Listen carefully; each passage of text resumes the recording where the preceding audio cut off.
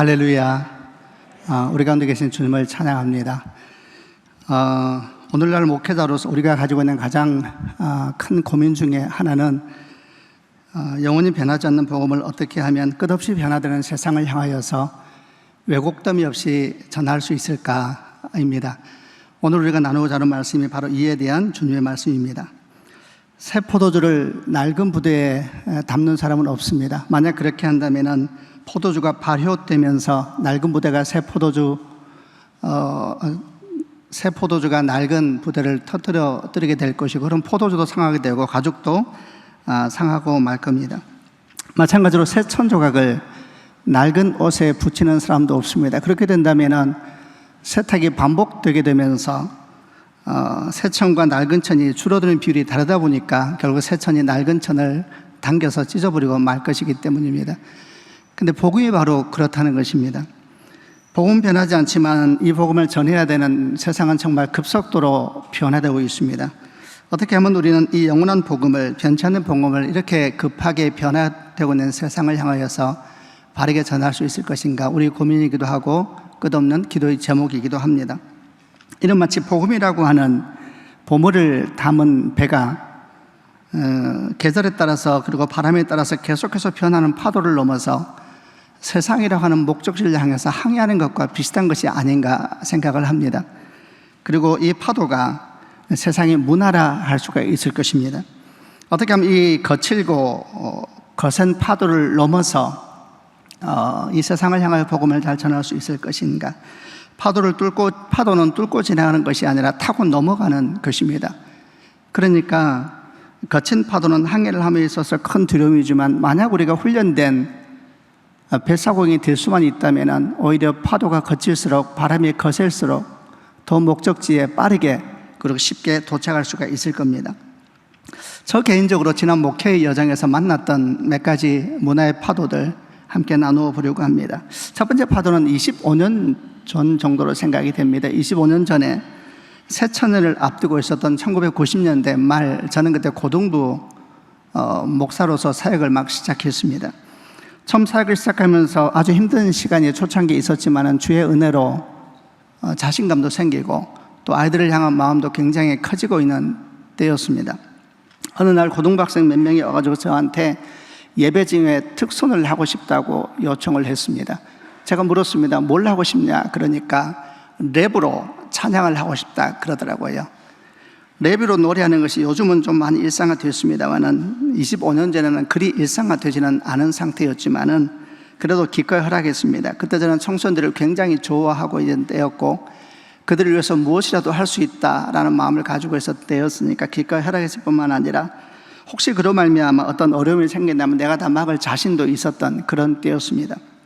그리고 드디어 약속한 주일이 되어서 3명의 학생들이 제가 말씀을 전하기 전에 이제 랩으로 특선을 하게 됐습니다. 굉장히 잘하더라고요. 랩으로 찬양을 하는데 아이들이 야단이 났습니다. 온 예배실이 떠나갈 듯이 박수 소리가 들려오고 애들이 소리를 지르고 흥분하기 시작했습니다. 주일 아침 9시에 예배를 들으다 보면은 고등학생 들으다 보니까 일주일 동안 토요일 저녁까지 대입 준비에 정말 찌든 학생들 얼굴이 다 나타나는데, 그 아이들이 흥분하기 시작하고 박수를 치기 시작하고 열심히 찬양을 하니까 목사로서 너무 기분이 좋았습니다.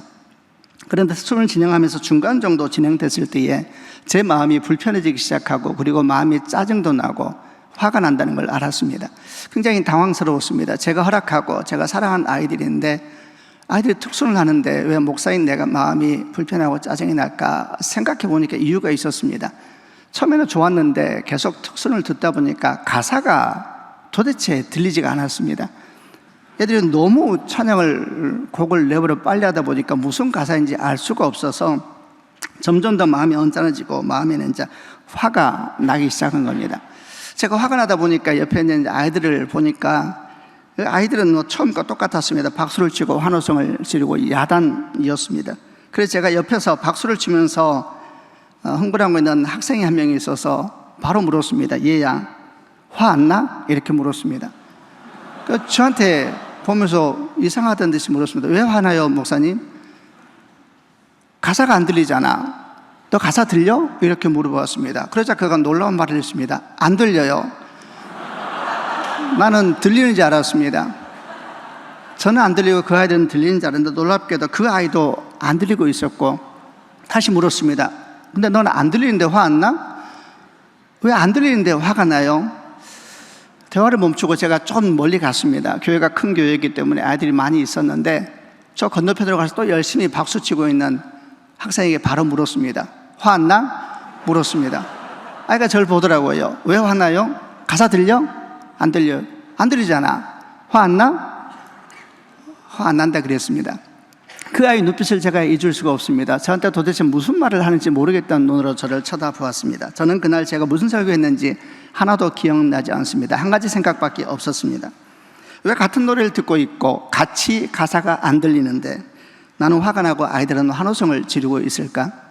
며칠 동안 그 생각만 했습니다. 그러다가 교회를 복도를 지나가고 있는데 마침 제가 알고 있었던 자매가 지나갔습니다. 그 아이는 파이프 오르간을 전공하는 음악하는 자매여서 제가 자매를 불렀습니다. 자매 잠깐 나 좀 보여. 예 목사님 혹시 자매 랩 좋아해요? 좋아한다 그러더라고요. 그러면은 랩 들을 때 가사 들려요? 안 들린다 그러더라고요. 그럼 자매 랩을 들을 때 가사가 안 들리면 마음 괜찮아요? 왜요 목사님? 나는 가사가 안 들려서 마음이 너무 힘들어요. 짜증이 나고 화가 나요. 그러니까 저를 웃으면서 보면서 이런 얘기를 했습니다. 목사님 저는 랩을 들을 때 가사를 듣지 않고 리듬을 들어요. 또 당황했습니다. 리듬을 들어? 가사를 듣지 않고 리듬을 듣는다고? 이게 도대체 무슨 말인가? 저는 공부를 하기 시작했습니다. 저를 돕는 팀을 따로 만들어서 팀을 구성해가지고 학교로 보내고 학원으로 보내고 그리고 인터넷이 막 급속도로 퍼지고 있는 중이었기 때문에 인터넷 등으로 나눠서 공부를 하면서 일주일 동안 공부하고 그리고 일주일에 한 번씩 모여서 함께 공부한 것을 나누기 시작했습니다. 도대체 무슨 일이 생기고 있는 것일까? 내가 사랑하는 아이들에게 어떤 일이 생기고 있는 것일까? 너무 궁금했습니다. 그러고 난 다음에 저는 서서히 알게 됐습니다. 나와 다른 세대가 제 앞에 있었습니다. 그때 제가 만난 아이들은 M세대, Y세대의 초창기 아이들이었습니다. 많은 것이 달랐습니다. 그들은 리듬 세대였고 음향 세대였습니다. 저는 문자 세대입니다. 그들은 저와 감성의 포인트도 달랐고 이성의 포인트도 달랐습니다. 그런데 제가 그들 앞에서 제 감성으로 제 언어로 하나님을 전하고 있었습니다. 저는 지금 한국 나이로 58세입니다. 국민학교 6학년 때 제가 처음 배웠던 가요를 기억합니다. 그 가요의 제목은 갈대의 순정이라는 노래였는데 아마 여러분 거의 모를 겁니다. 모르니까 제가 잠깐 불러보겠습니다. 사나이 우는 마음을 그 누가 알랴. 이게 제가 노래를 잘 못합니다. 노래가 아주 이 노래는 이렇게 꺾이는 게 묘미입니다. 어쨌든 제가 국민학교 6학년 때 13살 때 이 노래를 처음 배웠습니다. 제가 아주 순진하게 자라서 가요를 거의 모르는 상태에서 이렇게 살면 사회에 적응을 못하겠구나 싶어서 처음 배운 가요가 갈대의 순정이었습니다. 저는 이 노래를 부르면서 인생을 배웠습니다. 가사 한마디 한마디가 그렇게 좋더라고요. 사나이 우는 마음을 그 누가 알랴. 누가 알겠어요. 가사를 들으면서 좋았고 특별히 가사 사이사이에 있는 공간에서 눈물도 흘리고 감동도 했었습니다. 그런데 20여 년이 지나고 난 다음에 어떤 노래가 들려왔는데 가사도 들리지 않고 공간도 없었습니다.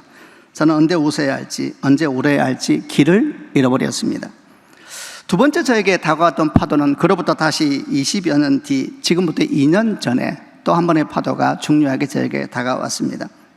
저희 딸이 대학을 졸업할 즈음이었고 코로나 팬데믹 상황에서 직장 취직을 준비하고 있었습니다. 여기저기 원서를 낳고 난 다음에 최종 면접을 보는 일들이 생기기 시작했는데 그 중에 한 번은 최종 면접이 다른 모든 준비는 온라인으로 유튜브로 진행이 되는데 줌으로 진행되는데 최종 면접은 하루 종일 모여가지고 면접을 하는 그런 은행이었습니다. 그 최종 면접이 있기 며칠 전에 딸이 저한테 말하기를 강남역에 가서 최종 면접을 보는 사람끼리 모여서 면접 연습을 하기로 했다 이렇게 말을 해서 제가 신기했습니다. 생각했습니다. 너의 잠재적인 경쟁자들이네. 근데 지연아 신기하다. 이 코로나 상황 한가운데서 어떻게 서로 연락해서 만나서 서로 모르는 사람들일 거 아니야. 그러자 딸이 말했습니다. 아빠 SNS로 다 연결돼요 그러더라고요. 그래? 아무튼 간에 가서 잘 얘기 나누고 좋은 시간 갖고 와라 이렇게 말을 하고 이제 그날 저녁이 됐습니다. 일을 마치고 집에 들어가서 이제 딸에게 말했습니다. 지연아 오늘 모임 어땠어? 좋았어? 아, 좋았다 그러더라고요. 같이 만나서 밥도 먹고 차도 마시면서 몇 시간 동안 인터뷰 서로 연습을 했다 그러더라고요. 궁금했습니다. 지연아, 궁금하다. 어떤 사람들이었을까? 혹시 나이는 어떻게 되대? 물었습니다. 그러자 우리 딸이 말합니다. 나이? 모르는데. 아, 그래? 그럼 학교는 어디 출신이래? 학교? 모르는데. 그럼 나이? 이름은 알아? 이름? 알기도 하고 모르기도 하고.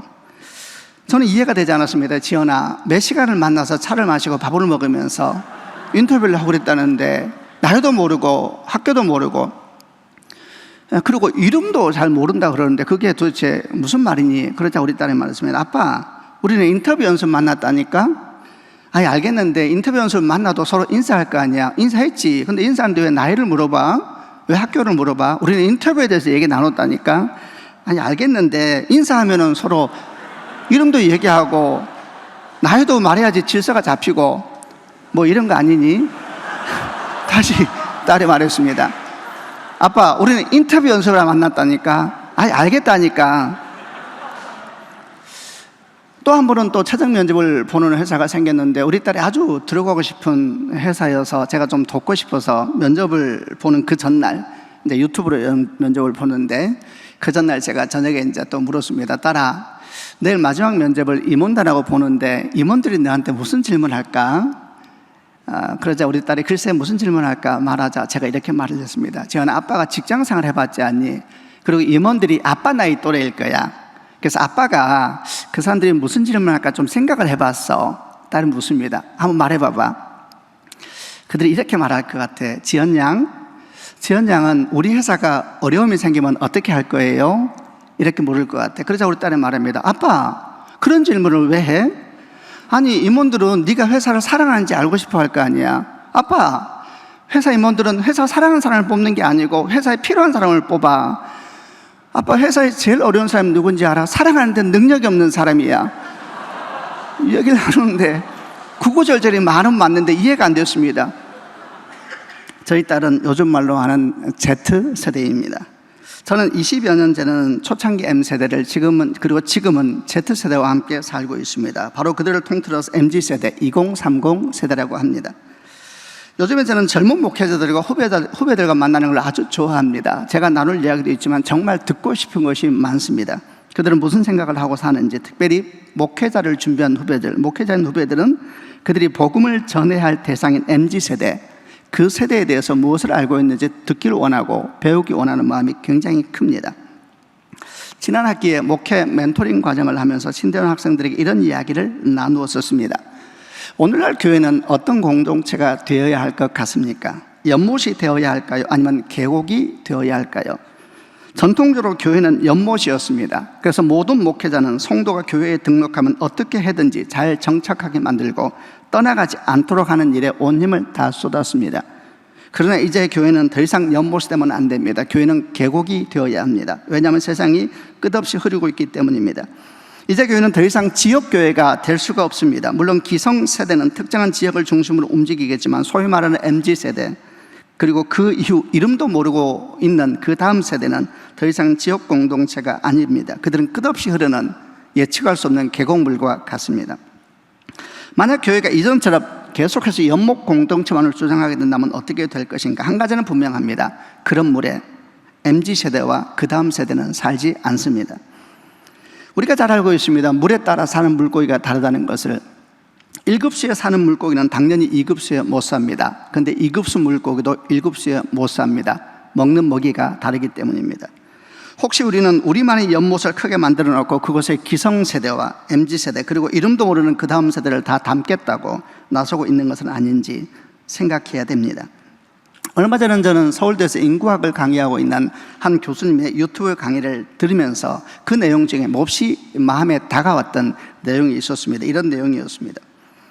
우리가 이전에 그리고 요즘도 젊은이들이 아는 노래 중에 김광석 씨가 부르는 서른 즈음에라는 노래가 있다는 겁니다. 그 노래는 이렇게 시작됩니다. 점점 멀어져 간다. 머물러 있는 청춘인 줄 알았는데 비어가는 내 가슴 속에 더 아무것도 찾을 수 없네. 이 노래는 김광석 씨가 1994년도에 4집에 들어있던 노래인데 이때 김광석 씨 나이가 만 30이었다고 합니다. 그리고 만 30인 김광석 씨에게 이 노래는 대단히 잘 맞는 노래였다는 겁니다. 왜냐하면 그때 그는 자신이 나이 들어가고 있고 세월이 가고 있다는 것을 느껴졌을 것이기 때문입니다. 이렇게 설명하면서 덧붙여 이런 말을 했습니다. 그때 우리나라 1994년도 우리나라 중위 연령이 몇 살인지 압니까? 중위 연령은 국민을 일렬로 쭉 세웠을 때 딱 가운데 있는 연령을 말하는 거지요. 그때 우리나라 중위 연령은 만 29세였다고 합니다. 그래서 그 나이가 되면은 밖에 나가서 걷다 오면은 반은 자기보다 나이가 많고 반은 자기보다 나이가 적기 때문에 사회적으로 어떤 느낌을 갖게 되냐면 아, 내가 나이 들어가는구나 라는 느낌을 가질 때가 딱 그때였다는 겁니다. 그러면서 유튜브를 하는 그 교수님이 이런 질문을 했습니다. 그런데 여러분 2022년 금년도 우리나라 중위 연령이 몇 살인지 압니까? 물었습니다. 45세였습니다. 그러니까 이 인구 구조, 나이 구조만 본다 그러면 1994년도에 30살 되는 사람이 느꼈던 어떤 감정을 지금은 45살 되는 사람이 느끼게 된다는 겁니다. 그때가 돼야 아, 나이 들어가는구나, 아, 세월 가는구나 이런 느낌이 든다는 것이죠. 그리고 이 중위 연령이 2031년 지금은 약 10년이 지나면 50세가 되고 2050년 그때가 되면 58세가 된다는 것입니다. 아마 여러분 대부분이 제 나이보다 조금 되지 않았을 때에 이 나라의 중위 연령은 58세가 될 겁니다. 그러면 이 인구 구조적인 내용만 본다면 58세가 됐을 때 그들이 뭘 느끼느냐? 제가 30살에 느꼈던 마음, 세월 가고 있네, 나 나이 들어가고 있네 라는 느낌을 2050년에는 58세가 느끼게 된다는 이야기죠. 저는 이 강의를 들으면서 생각했습니다. 교회를 사역하면서 이해할 수 없는 걸 너무 많이 봤습니다. 청년들이 결혼 연령이 왜 이렇게 늦어지는 것일까? 저는 강의를 들으면서 생각했습니다. 혹시 이런 변화 때문은 아닐까? 그분이 이런 말도 했습니다. 지방에는 한 신문사에서 교수님께 문의 전화가 왔답니다. 공무원 한 명이. 그 지역에서 청년들을 위하여 예산 변정을 해야 하는데 도대체 청년은 몇 살까지인지 모르겠어서 교수님께 이제 문의 전화 온 겁니다. 교수님이 설명합니다. 청년기본법에 의하면 만 34세이고 주요 지방자치제 조례에 의하면 만 39세입니다. 이렇게 말하자 그 공무원이 대답했습니다. 교수님, 그러면 우리 군에는 청년이 한 명도 없습니다. 청년 나이를 55세로 좀 바꿔주세요. 이렇게 요구했다는 겁니다. 자, 여러분 물어보십시다. 청년은 몇 살까지입니까? 여러분 중에는 청년 사역을 하는 분도 계실 것이고 청소년 사역 그리고 다음 세대 사역을 하는 교육자분들이 계실 터인데 물어봅시다. 청년은 몇 살까지입니까? 우리 교회 청년부는 사실 지난주까지 만 34세까지를 청년부로 정의를 했었습니다. 그런데 다가는 주일보다는 만 39세로 바꿨습니다. 우리는 끝없이 고민하고 있습니다. 도대체 우리가 복음을 전해야 되는 다음 세대는 어디에 있는 것일까? 묻고 물으면서 찾아가고 있는 중입니다. 저는 앞에서 교회는 이제는 더 이상 연못이 되면 안 된다 그랬습니다. 계곡이 되어야 된다 그랬습니다. 연못과 계곡의 차이가 무엇인가? 연못은 고여있는 곳입니다. 흘러들어온 물을 어찌하든지 흘러보내지 않으려고 온 힘을 다합니다. 그러나 계곡은 고여있지 않지요. 계속해서 새로운 물이 흘러들어오고 또 있던 물이 흘러가면서 여기저기에 물들이 고이기 시작하고 곳곳에 자기만의 웅덩이가 만들어집니다. 그리고 그것에 맞는 물고기가 그 웅덩이에서 살아가는 것입니다. 교회는 변화되는 서도 속에서 연못이 될 것인가 아니면 흐르는 계곡이 될 것인가? 답은 자명합니다. 새 포도주는 새 부대에 담아야 하기 때문입니다. 우리는 도대체 어떻게 해야 될 것인가? 이제 말씀을 정리하면서 한 세 가지만 제언을 하고 또 여러분과 함께 나누길 원합니다. 첫 번째, 우리는 어떻게 해야 될 것인가? 시대에 따라 변하는 문화와 결코 변하지 않는 진리를 정말 잘 구분할 수 있어야 할 것입니다. 문화와 진리는 다릅니다. 문화는 시대 정신의 산물입니다. 그래서 시대에 따라 공간에 따라 끝없이 변화됩니다. 그러나 진리는 시대 정신의 산물이 아니기에 시공간에 따라 변하지 않습니다. 오늘날 교회가 당면하고 있는 아주 많은 문제는 너무 많은 사람들이 문화의 영역에 정신을 빼앗기느라고 정작 진리 문제에 대해서 둔해져 버렸다는 겁니다. 결혼 얘기를 해보겠습니다. 결혼 문화인가 진리인가? 섞여 있다고 생각을 합니다. 한 남자와 한 여자의 만남이라는 면은 진리입니다. 그래서 우리는 동성 간 결혼을 비성경적으로 이야기를 합니다. 이것은 진리 문제이기 때문입니다. 그러나 결혼해서 주례가 있어야 되는가 없어도 되는가, 목사가 주례를 해야 되는가 아니면 선생님이 해도 되는가, 그거는 문화입니다. 선택하면 될 겁니다. 이걸 가지고 사생결단하며 싸울 필요가 없을 겁니다. 문화와 진리를 어떻게 도대체 분별할 수 있단 말인가? 성경이 기준이 되겠지요. 물론 그 성경을 어떻게 해석할 것인가 하는 것은 우리에게 또 다른 숙제입니다. 그럼에도 불구하고 우리가 동의해야 할 것은 변하지 않는 진리가 있다는 사실과 그리고 변화되는 문화가 있다는 사실에 대해서는 동의해야 될 것입니다. 그러므로 문화에 대해서는 열린 마음을, 진리에 대해서는 굳센 중심을 가져야 할 겁니다. 두 번째, 우리는 또 어떻게 해야 될 것인가? 두 번째는 문화를 두려워하면 안 됩니다. 그리고 적극적으로 문화를 복음을 위한 통로로 바꾸어 버려야 합니다. 문화 자체는 죄의 문제가 아닙니다. 문화를 어떻게 사용할 것인가는 우리에게 주어진 분명한 도전이고 숙제입니다. 저는 목회를 하면서 우리 교회 차세대 교육자를 보면서 정말 감동하고 고마움을 느낄 때가 많습니다. 그들을 한 사람 한 사람 볼 때마다 그들은 다 연기자가 되어 있는 것 같습니다. 어떨 때는 다윗이 되고 어떨 때는 사울이 됩니다. 어떨 때는 하나님께서 만드신 이렇게 동물이 되어서 막 움직이기도 합니다. 그들은 다 방송 편집을 배웠습니다. 또 배우고 있습니다. 그들은 무엇을 하고 있는가?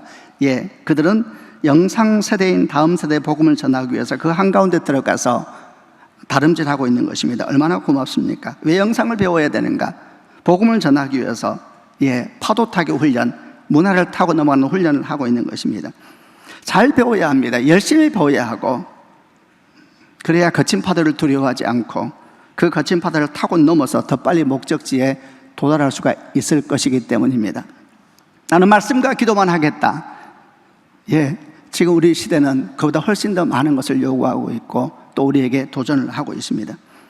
마지막 세 번째, 우리는 무엇을 해야 될 건가? 그것은 항상 기억해야 하는 것이 있습니다. 사람을 바꾸는 것은 문화가 아니라 예수 그리스도 복음이라고 하는 사실입니다. 이사야 54장 2절부터 3절 말씀에 네 장막을 넓혀라. 네가 사는 천막을 마음껏 펼치고 넓혀라. 밧줄을 길게 누리고 말뚝을 단단히 박아라. 네가 오른쪽과 왼쪽으로 넓게 퍼져나갈 것이며 네 자녀가 다른 나라들을 차지할 것이다. 그들이 폐허로 변한 성에서 다시 살 것이다. 이렇게 말씀하고 있습니다. 네 장막을 넓혀라. 네가 사는 천막을 마음껏 펼치고 넓히라 그럽니다. 여러분, 그러기 위해서는 어떻게 해야 되겠습니까? 아주 중요한 전제가 있습니다. 말뚝을 단단히 박아야 합니다. 그 단단히 박아야 될 말뚝은 무엇입니까? 예수 그리스도이시죠. 우리의 영원한 사랑, 예수 그리스도 복음입니다. 예수 안에 깊은 뿌리를 내려야 됩니다.